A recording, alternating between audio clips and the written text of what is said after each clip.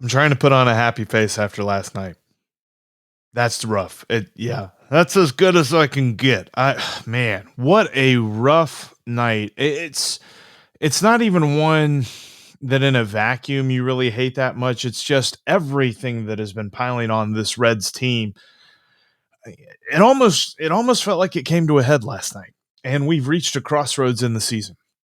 We'll see what the Reds do with it. I'm going to talk a lot about that on today's podcast. Thank you for finding. This is the Locked On Reds podcast, by the way. If you're just finding it, I'm your host, Jeff Carr.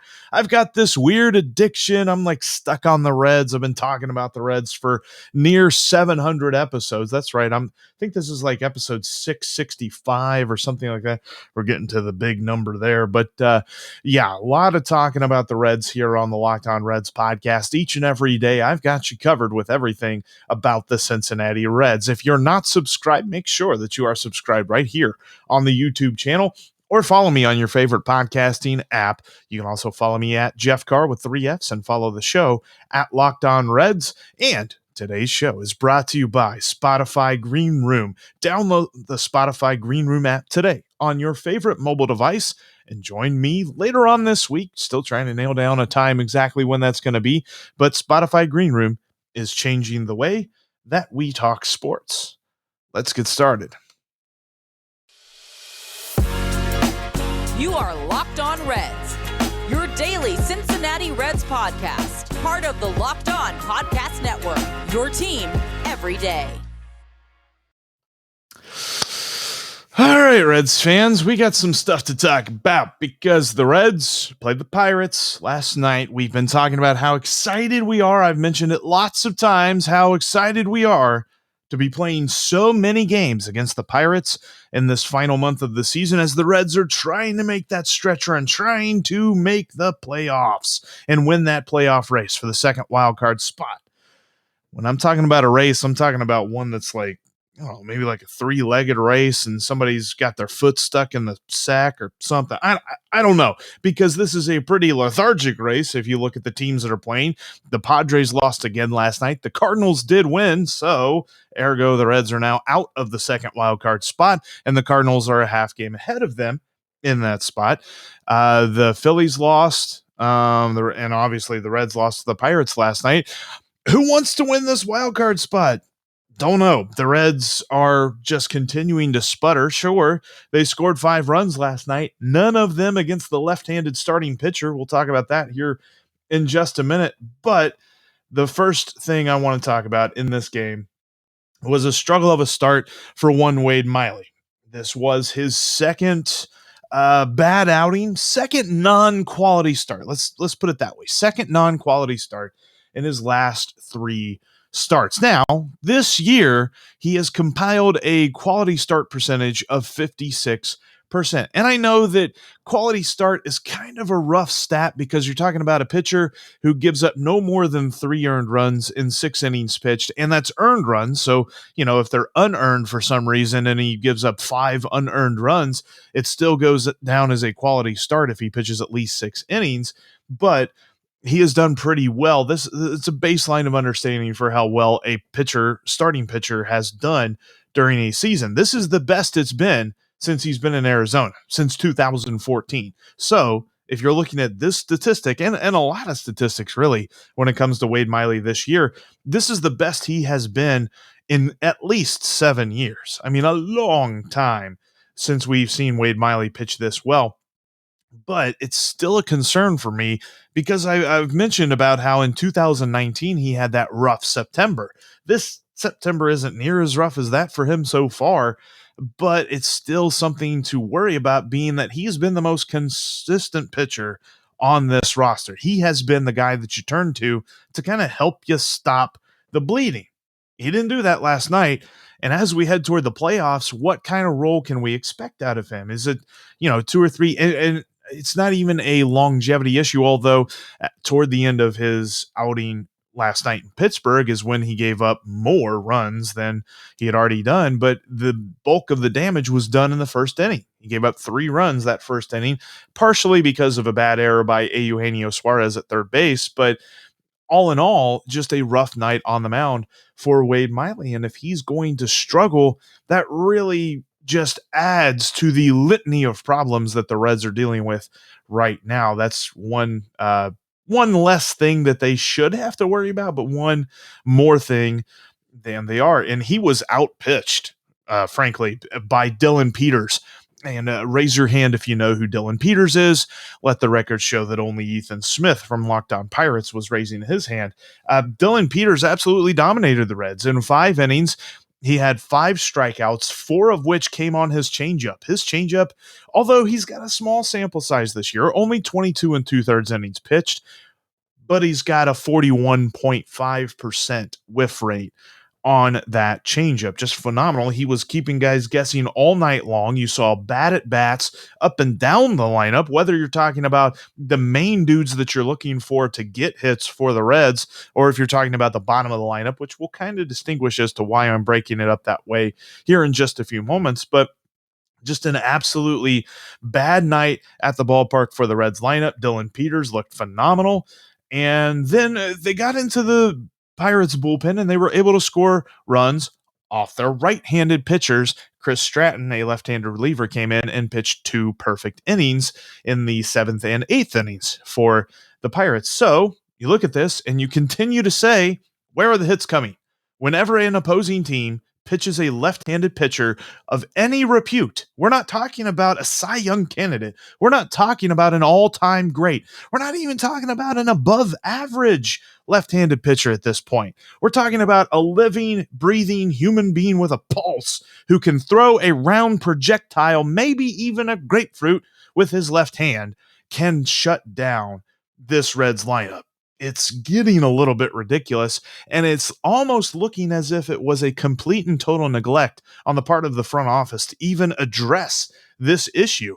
This isn't something that has just crept up. It's been a year-long thing. I think they knew it last year as well. Nothing was done in the offseason to address it, and nothing has been done during the season to address it. Kind of a dereliction of duty, if you ask me. But overall, not a great night at the ballpark for the Redlegs, who did mount some sort of comeback, but fell short against a team who's playing for absolutely nothing. They're playing for the future. And whatever the future is for the Pirates, I don't even know if Pirates fans know, because they've been looking toward the future for a long time. We talk about the Reds competing and playing meaningful baseball for the first time since September of 2013, September of this year, that is. And you look at the Pirates and you're like, man, that's about the same time they were playing their most meaningful baseball, last in the month of September. And that was the first time. I mean, they just have a ridiculous history, even over our lifetimes. We talk about the just complete drudgery that has been the Reds trying to compete for playoff wins pretty much since I've been alive, at least since 1990. And 1995 was nice, but other than that, it's really not been good. The Pirates are right there with us, and they've actually had a better record, I think I saw, during the 2010s overall than the Reds did. So, yeah, whatever. We're not going to go that far into that argument, but rough night at the ballpark for the Redlegs as they lose to the Pirates. And to give you a microcosm as to how this game went from a lineup perspective, David Bell did so much finagling that Jose Barrero played center field at one point. Yeah, he's a shortstop, not a center fielder. Don't think he has any experience out there in center field either. I'd be surprised if he did. So, yeah, that kind of sums it up. Bad night. The Reds, I said it, in these 9 games against the Pirates, really have to go 8-1. Now we're just squinting to see if they can go 7-2. And that means you got to make up wins elsewhere. That means you got to win one more against the Dodgers, or win one more against the White Sox, or not lose to the Nationals, something like that. These have to be wins and losses have to be made up somewhere, because they've got to get to where I think is like 84, 85, maybe 86 wins to guarantee themselves a wild card. They cannot continue to do this whole let's slide through the mud and hope that everybody else is just sliding through the mud with us like it has been over the past couple of weeks, because I think the Cardinals, the Phillies, somebody is going to figure some things out here and take over the second wildcard spot if the Reds don't. That's why they got to make hay against the Pirates. I mentioned David Bell and finagling, and that's something that we all know that he loves to do. It's something that a lot of people like to complain about. I'm going to tell you why I think he's had to here in just a moment. Before we talk about that, though, I wanted to let you know that you should download the Spotify Green Room app. Green Room is the way of bringing together all sports fans, whether you're talking about baseball, basketball, football, hockey, all of that great stuff, college football, professional football, college basketball, professional basketball. You can create a green room today, or you can join a green room for people in the media, for uh, athletes have green rooms sometimes. You've got different people all around sports that are having watch parties. They're talking about the biggest news and transactions in their sport, and you can join in on the conversation on Spotify Green Room. Download the app today on your mobile device, set up your profile. You can link your Twitter, and you can also join your favorite groups, whether you're talking about Major League Baseball, the NBA, the NFL, so you get notified when the biggest names in those groups go live. You can also follow me. I'm on Green Room at Jeff Carr with 3 Fs, and you can get notified when I go live as well. So we talk about this Reds team, hopefully good things soon. But download the Spotify Green Room app today. It's the conference call you want to be on because they're talking about sports. That's the Spotify Green Room app. They're changing the way that we talk sports. Also, head on over to betonline.ag and take advantage of this promo code Locked On. You'll get 100% added onto your initial deposit. Buy one, get one free. You put in 100, they'll give you 100. You put in 200, they'll give you 200. It's 100% more with that promo code Locked On. And today, I'm giving you a tip. And this is one that might require a little bit of digging, but if you go to betonline.ag, you look at MLB on the left side, click on MLB baseball game. You find the Reds and the Pirates game today.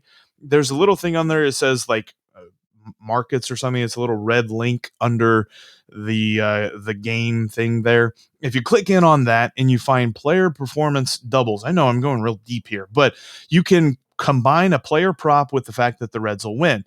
I think that this is a good prop. This is a good player performance double to jump in on today. That's why I'm doing it, and I'm telling you, you should too. Jonathan India, 3 or more hits, runs, and RBIs. So, some combination of those 3 things, at least 3 or more of hits, runs, and RBIs, and the Reds win. It's at plus 176 today. That's a value, which means if you take it and you win, if you put $10 on it, you're going to get like $17.60. I think India is going to go off. I think the Reds understand the urgency that they have to have in this game. I think they're going to win. And I think you should put some money on it and make some cash off of that today at betonline.ag. And like I said, if you haven't gone and set up your profile yet, use that promo code Locked On to get 100% added onto your initial deposit. All right, I got a question on the Locked On Reds line today from our buddy Josh down in Tennessee. He wanted to ask this, and I'm trying to get it pulled up here. Simple yes or no question for you, Jeff. If the tailspin continues and the Reds miss the playoffs, should Bell be back as manager next year? Josh in Tennessee. Josh, I appreciate the question, man. It's definitely worth wondering. We're talking about a guy who is coming up on at least an option year. There's a team option that they could pick up, and he could be the manager next season. And should he get a contract extension? My answer to your question, yes or no? Yes, he should. Here's the thing. There's been a lot of people that have complained recently about his lineups, about the way that he is setting up the team. I think you're misguided in your complaints. I think you're aiming it at the wrong person. It's not David Bell's fault that he has to figure out how to build a lineup without Jesse Winker and build an outfield without a true center fielder, without anybody who's hitting well outside of Nick Castellanos, and to figure out who's playing third base, to figure out who is the shortstop, all of this different stuff, because he can only work with the pieces that he's given. This is like complaining about your kid building a Lego set whenever you handed them a bunch of Lincoln Logs and you wonder why the Legos look weird. It's because you gave them Lincoln Logs. he has been given Delino to Shields, who is supposedly better than Shogo Wakayama, who is not going to really help them out against left-handed pitching anyway, so they put into Shields against left-handed pitching. They've got Tyler Naquin, sure, but he can't hit a lefty to save his life.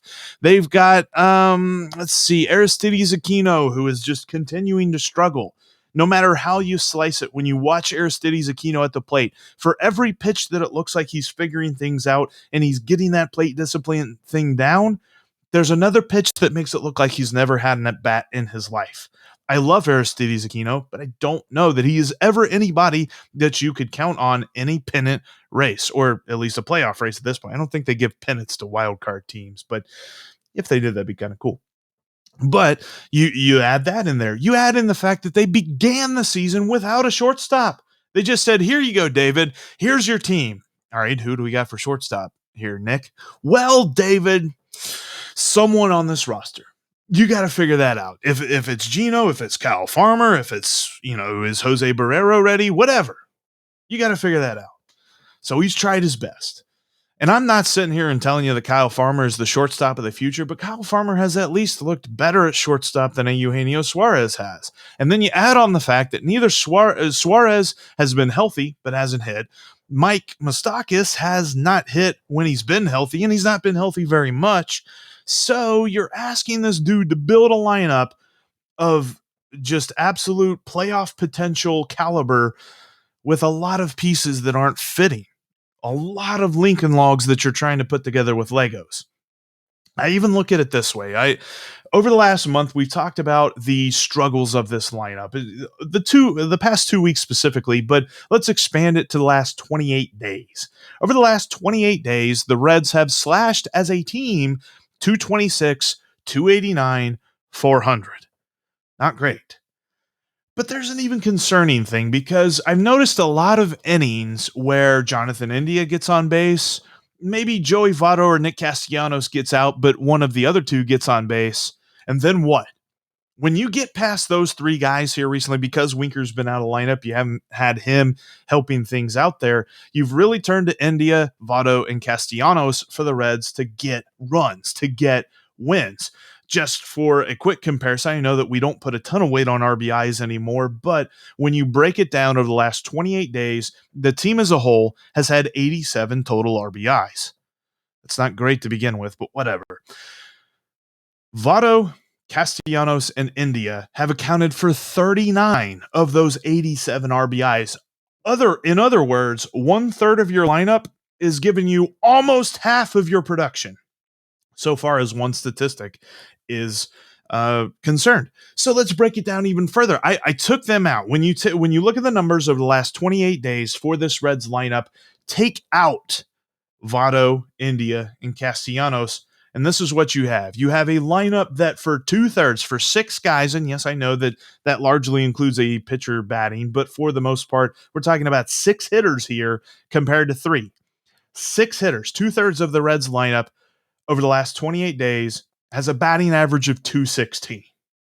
They're getting on base 27% of the time, and they have a slugging percentage of 350, all for a total OPS of 622.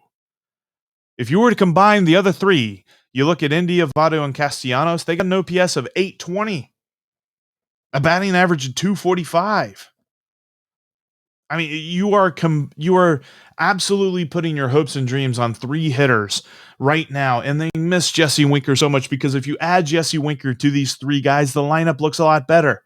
And you take out Aristides Aquino, or you take out Delino to Shields every day. I tweeted this out yesterday. If the hopes and dreams of the Reds making the playoffs rely on guys like Delino to Shields, and honestly, at this point in 2021, if they rely on Jose Barrero, or if they rely on Kyle Farmer, then we've got a problem. Kyle Farmer has been a nice piece added in with everything else. But when you rely on him, you put everything on his shoulders. It worked in the month of July. It ain't worked any time else. So when you look at these 3 guys over here that I have pictured on the screen, Votto, India, Castellanos, I never point in the right direction. Those are the guys that if they are on base, but they haven't scored, then the other team is feeling a lot better about themselves because the other 2/3 of the lineup has posed little to no threat to the opposing pitcher. How's that all going to play out the rest of this Pirate series? I don't know. It's things that have to get fixed right now. And sure, you definitely can convince me that obviously these are the three guys you want to count on right now with Winker out. So to take them out of the lineup too, you have a bad team. But I'm still just saying, whenever these guys aren't producing, the Reds aren't producing. Period, plain and simple. And so to blame that on David Bell is just asinine. I think that he should manage the team at least one more year, probably get an extension. And then I look at the fact that the front office has just absolutely screwed him over with the roster. We were talking about this in spring training, the fact that the Reds aren't deep. And I kind of meant that more in the terms of if there are multiple injuries, and right now there's not multiple injuries, there's just one to Jesse Winker. But I also mean that now in terms of once you get past like the fourth hitter in the lineup, if everything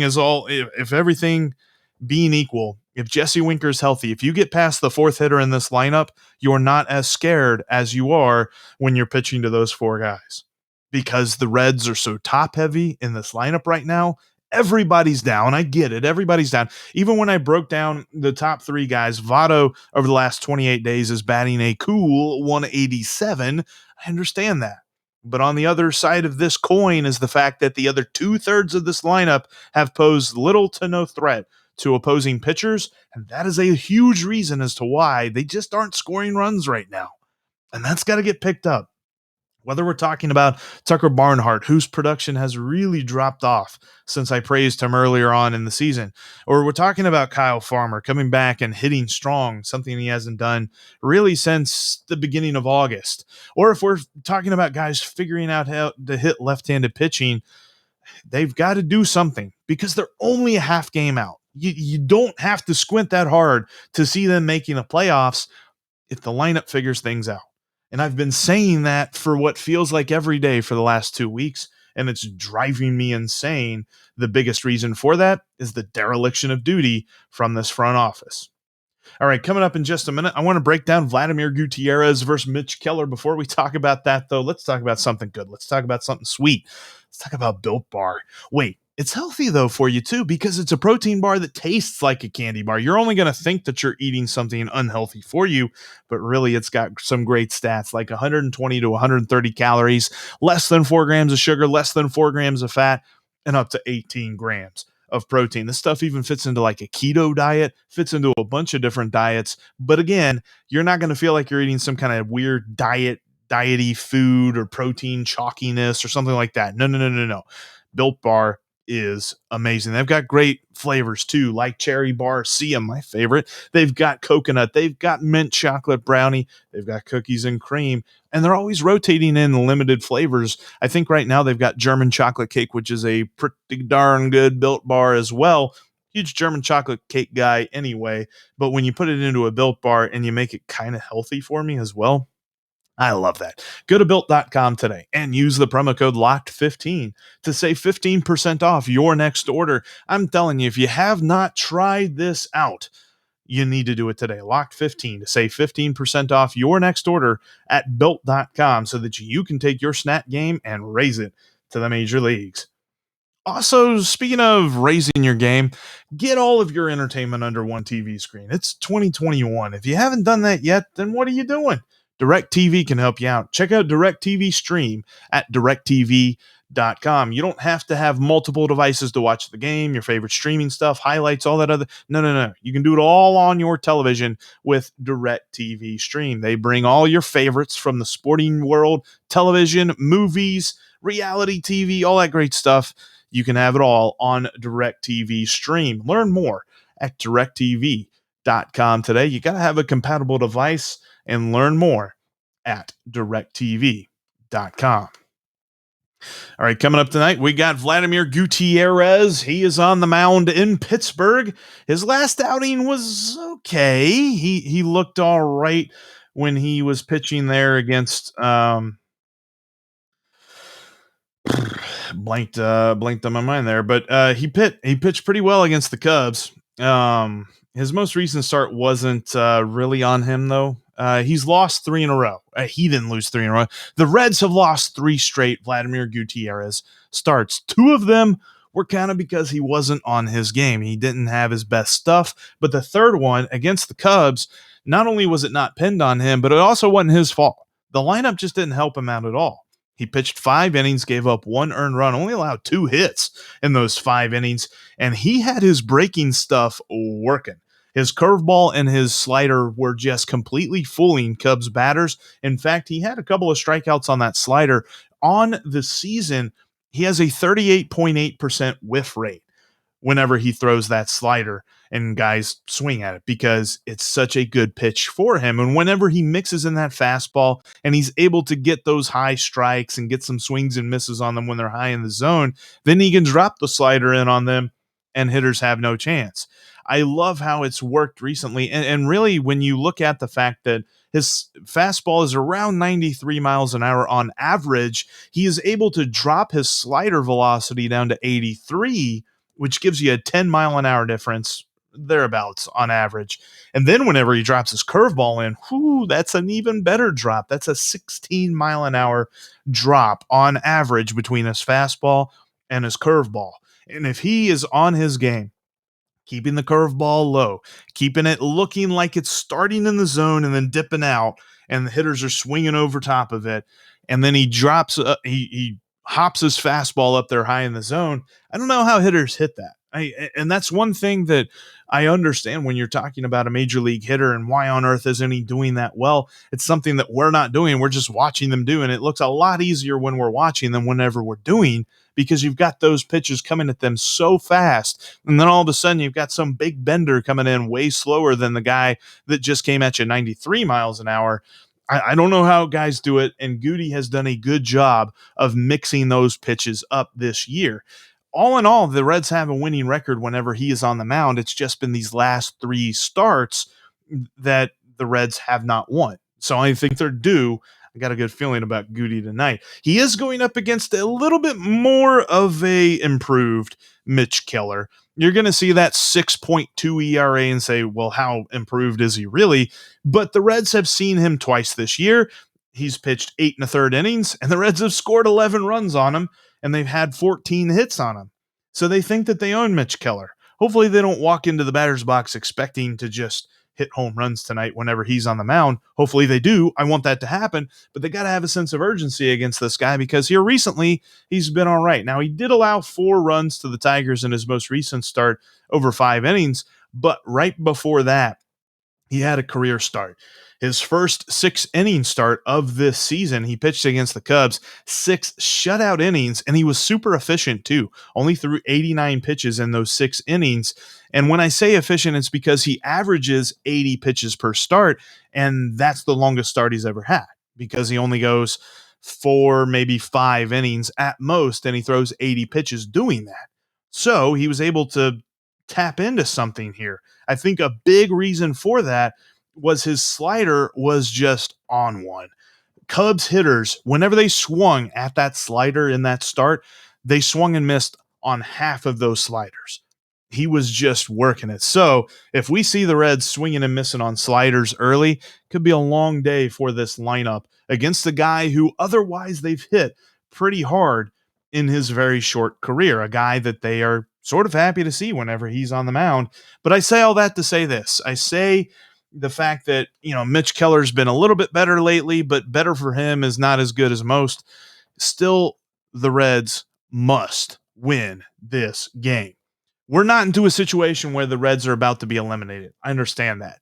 But when you look at what they're up against, they've lost 6 straight series. They're coming into Pittsburgh, a team that they should crush, a team that they have to crush. If they lose this series, if they're coming back home to play the Dodgers off of a loss of a series to the Pittsburgh Pirates, I'm running out of narrative lines here. I'm running out of, just overly optimistic takes. I still feel like they've got a great shot to make the postseason. Don't get me wrong. But it's really getting hard to continually defend that when they continually lose games. They got to start tonight. They got to start with Vladimir Gutierrez on the mound. That starts tonight at 6:40. Hopefully you're listening to that beforehand. Hopefully you're listening to this on your drive home. Thank you so much for doing so. I'm your host, Jeff Carr, here on the Locked On Reds podcast. If you're not subscribed to this YouTube channel, make sure that you do. Also, follow me on Twitter at Jeff Carr with 3 Fs, and follow the show on your favorite podcasting app. That way you can get me on whatever podcast. We're talking about Apple Podcasts, Google, Good Pods. I know that's a pretty good podcasting app to use. The Himalaya podcasting app, Stitcher, all that stuff. Whatever. If you see podcasts there, search Locked On Reds. You'll find me. And make sure that you're subscribed. That way you miss anything that we've got for you. We've got a lot of great stuff down this stretch run and all kinds of stuff during the offseason as well.